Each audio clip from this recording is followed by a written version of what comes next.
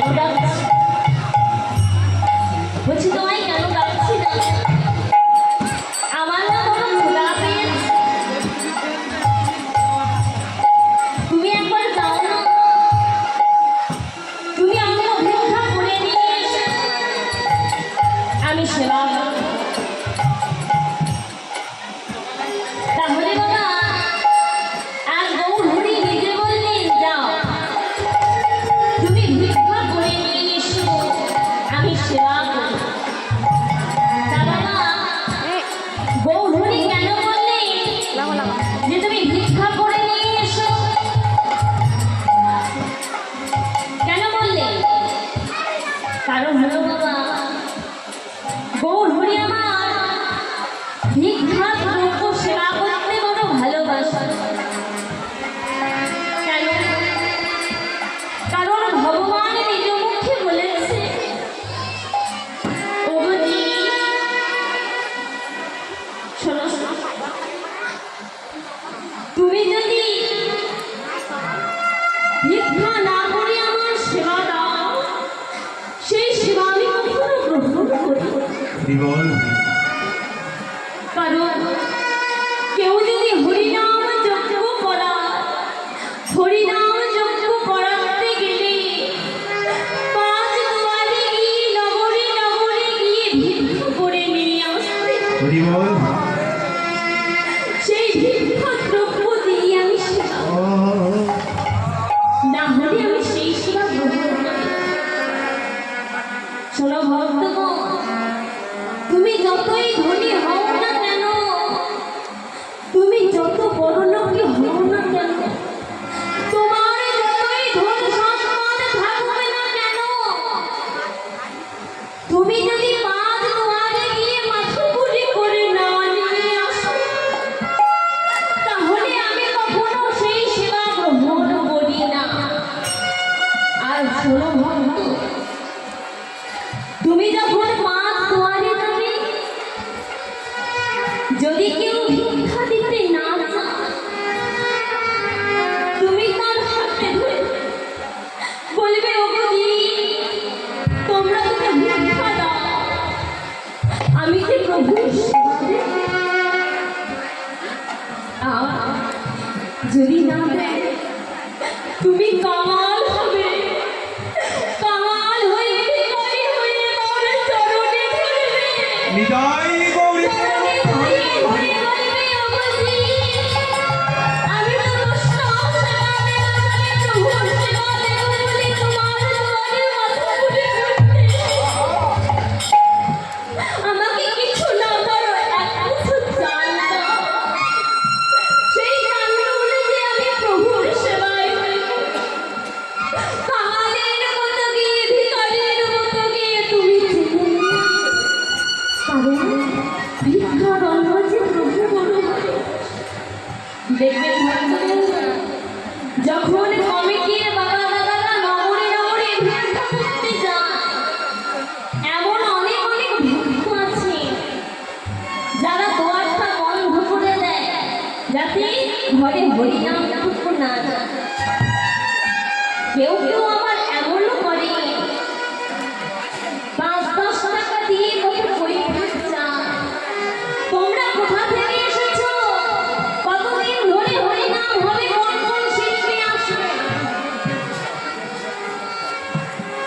তা বাবা একটা কথা ভেবে বলুন তো তাদের কি এমন দরকার ছিল পাঁচ দুয়ারে মাধুপুরি করতে যাওয়া একটু আগে বললাম যে মাধবপুরি না করলে ভগবান কিন্তু সেবা গ্রহণ করেন তাহলে ওই কমিটির বাবারা বা কমিটির দাদারা ভাইরা তারা কি পারত না যে নিজের পকেট থেকে টাকা দিয়ে হরিনাম যজ্ঞ করতে নিশ্চয়ই পারত কিন্তু প্রভু বললেন ওই সেবা যে আমি গ্রহণ করবো না তোমরা পাঁচ দুয়ারে গিয়ে ভিক্ষা করে নিয়ে এসে যদি আমাকে এক মুষ্টি খেতে দাও সেটাই যে আমি সন্তুষ্ট মনে গ্রহণ করব কিন্তু ভক্তবৃন্দ যে কোটি কোটি টাকা লাখ লাখ টাকা রোজগার করে তার 2 টাকা দিতে কত কষ্ট হয়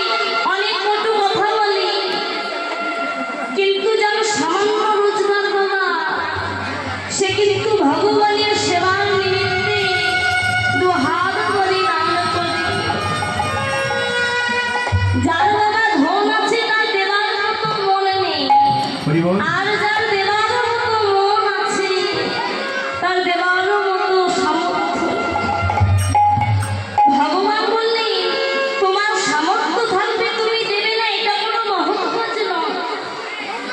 সর্বদিন মনটাকে বড় করো, এই মনটাকে দেবার মতো উপযুক্ত করে তোলো। তোমার কিছু নাই বা থাকলো, সর্বপ্রথমে তুমি দেবার মতো মনটা তোমার তৈরি হয়ে যায়, তাহলে ভগবান যেমন করে হোক না কেন ঠিক সেটা জোগাড় করে দেবে। এটা শুধু আমার মুখের কথা নয়, তার প্রমাণ আছে।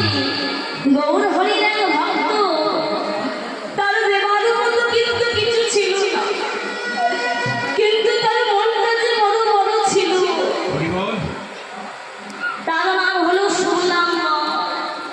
গৌর হরি প্রত্যেক দিন যায় সেবা সঙ্গে হরিনাম করতে, হরিনাম শেষ করে প্রসাদ সেবা করে ঘরে ফিরে আসে।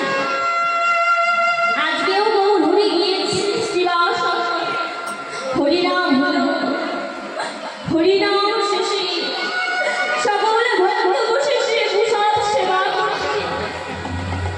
যখন সকলে প্রসাদ সেবা করছে, শুক্লাম বড় প্রসাদ সেবা করছে, সেবা করছে আর মনে মনে বলছে গৌর হরি, জানো গৌর হরি, আমার না অনেকদিন ধরে মনের বাসনা, আমি 5টা বৈষ্ণবের সেবা দেব। আমি তো বেশি জনকে দিতে পারবো না, কারণ তুমি তো আমাকে কামাল করে পাঠিয়েছ, আমার যে দেবার মতো ক্ষমতা না। মনে মনে কথা বলছে, ভগবান তো অন্তরে জানি, অন্তরে বুঝতে পারলে বললেন বেশ ঠিক আছে শুনো। এবার যখন প্রসাদ সেবা করা শেষ হলো, এবার সকলে যখন গৃহে ফিরে যাবে, মহাপ্রভু বলে উঠলেন শোনো ভক্তগণ, শোনো, কাল মধ্যাহ্নকালে আমরা সকল ভক্ত মিলে যাব শুক্লাম্বরের গৃহে বৈষ্ণব সেবা পেতে। সকলকে আমি নিমন্ত্রণ করলাম। যেই রাগো হরি বন্টন করেছে, সঙ্গে সঙ্গে ভক্ত চলে যাওয়া মাত্রই শুক্লাম্বর চিৎকার করে বলছে, প্রভু এ তুমি কি বললে দয়াময়? তুমি কি জানো না যে আমার দেবার মতো কোনো ক্ষমতা নেই? আমি কি দিয়ে বৈষ্ণব সেবা দেব বলো? 5জনকে বৈষ্ণবকে আমি সেবা দিতে পারছি, আর তুমি কি না বললে এত এত ভক্ত কাল মধ্যাহ্নকালে আমার বাড়িতে সেবা করবে? তুমি আমার অন্তরের কথা বুঝে গেলে তো বুঝে শুনলাম না, তুমি জানো না আমি তো অন্তর জানি, ভক্তের অন্তরের কথা জানো না, তাই কি কখনো হয় শুনল? তোমার যেমন সামর্থ্য তুমি তেমন দেবে। তুমি একটা করে বাতাসা দেবে আর একটু জল দিয়ে সেবা দেবে। গৌর এ তুমি কি বলছো? মধ্যাহ্নকালে এত এত বৈষ্ণব যাবে আর আমি সামান্য বাতাস আর জল দিয়ে সেবা দেব? তা তো হয় না প্রভু, তা তো হয় না। দুপুরবেলায় তো অন্ন দিতে হয়, অন্ন সেবা করাতে হয়। বেশ, তোমার যখন অন্ন সেবা করানোর বাসনা তুমি তাই করে দেবে, তুমি কোনো চিন্তা করো না। এই বলে গৌর আমার চলে গেল। রাত্রিবেলা মনে মনে চিন্তা করছে, কালকে মধ্যাহ্নকালে আমার গৃহে বৈষ্ণব সেবা, জানি না কি হবে। ভালো করে রাত্রির বেলায় ঘুম হলো না। ভোর হতে না হতে ভিক্ষার ঝুলি কাঁধে নিয়ে চলেছে। দেখছে পথে যে যাচ্ছে তাকে বলছে, ওগো আমায় কিছু ভিক্ষা দাও, আজ যে আমার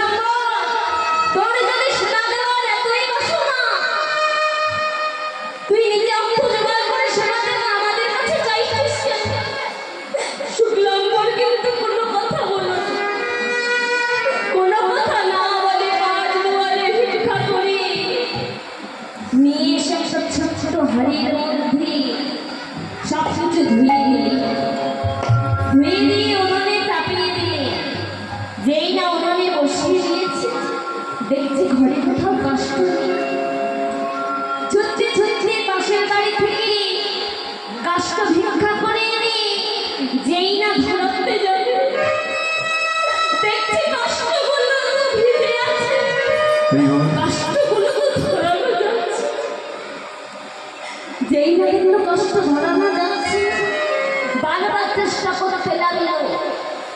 এমন সময় গৌর হরি আমার ভক্তগণকে সঙ্গে লইয়ে হরিনাম গাইতে গাইতে শুক্লাম্বরের গৃহে প্রবেশ করলে।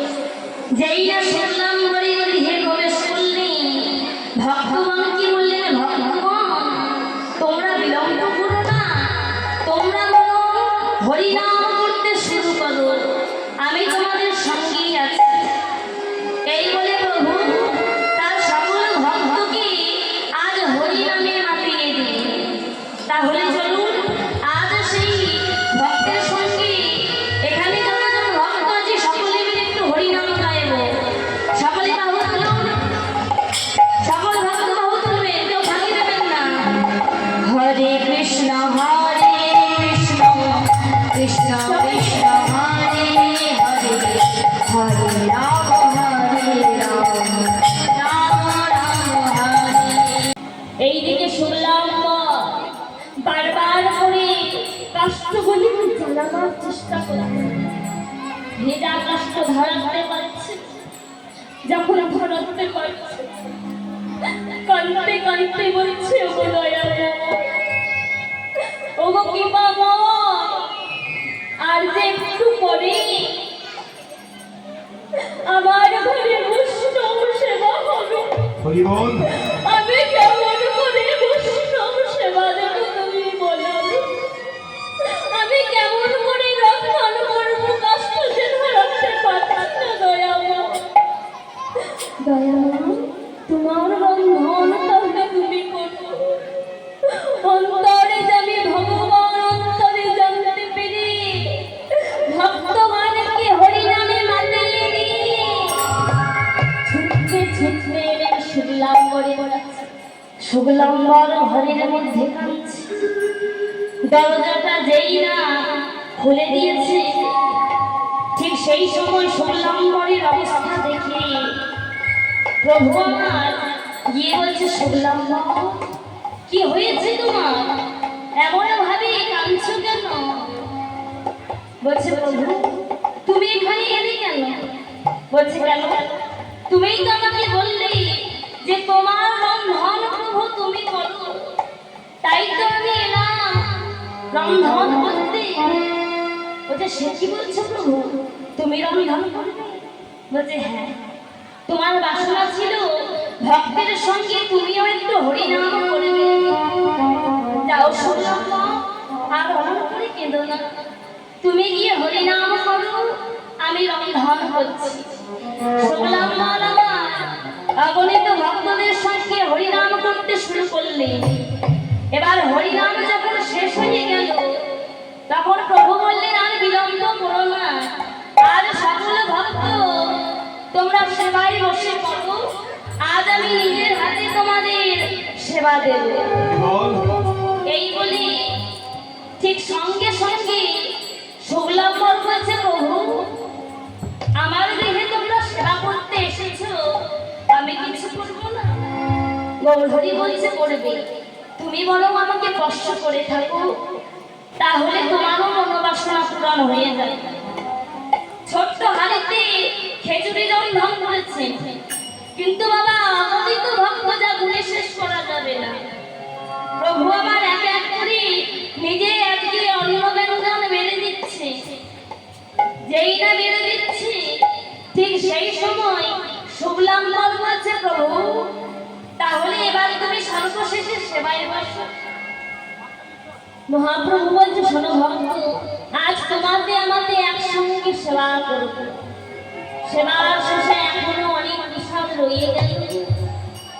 দেখলেন তো মা, কাউরে যদি দেবার মতো মন থাকে, আত্মীয়তা যদি ঠিক হয় না মা, ভগবান কৃপা কিন্তু করবে। যার কিছু ছিল না, তার কিন্তু দেবার মতো মনটা ছিল। ধন থাকলেই যে আপনি ভগবানের সেবায় লাগবেন তার জন্য মনটার প্রয়োজন আছে। আজ এই মধ্যাহ্নকালে গৌরহরি যখন হরিনামের খেলা খেলছে, হরিনামের খেলা খেলতে খেলতে এই মধ্যাহ্নকালে যেই না ডাকলেন এমন সময় অভিরাম এলে, যেই না অভিরাম এসে দাঁড়ালে, অভিরামের মুক্তি বলছে, শোনো অভিরাম, আজ অভিরাম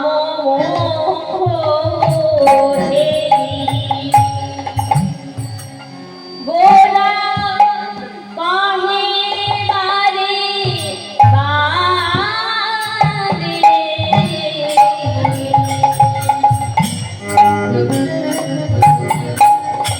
ওগুলো বিনামে মুখ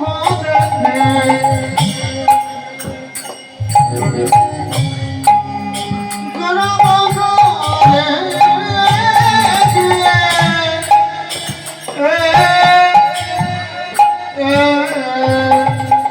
ওই অন্ন ভিক্ষা করিয়া ভিক্ষা করিয়া অন্ন ভিক্ষা করিয়া অরণ্য ভিক্ষা করে আনো নদিয়া গোরে নদিয়া গোরে আরে অন্ন ভিক্ষা করে আনো নদিয়ানা করে আরে নদিয়ানা করে বড়পুরা পেয়েছে পেয়েছে বড়পুরা পেয়েছে পেয়েছে অন্ন ভিক্ষা করে আনো বড়পুরা পেয়েছে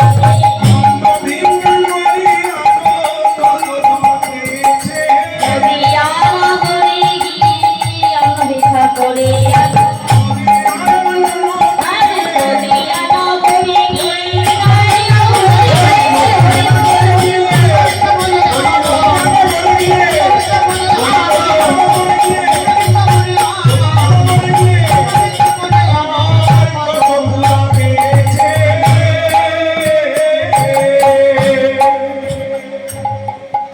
আজ গৌরী অভিরামকে ডেকে বলছো, শোনো, আজ তুমি নদিয়া নগরে গিয়ে অন্ন ভিক্ষা করে আনো।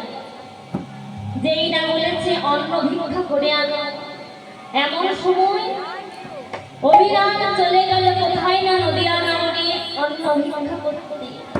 সকলে নদিয়া নগরে গিয়ে বললো, গৌরীর না বড় ক্ষুধা পেয়েছে, গৌরী বসে আছে সুরধনির তীরে, তোমরা সকলে অন্ন ব্যঞ্জনের থালা সাজিয়ে নিয়ে তোমরা সকলে গৌরী সেবা দিতে চলো।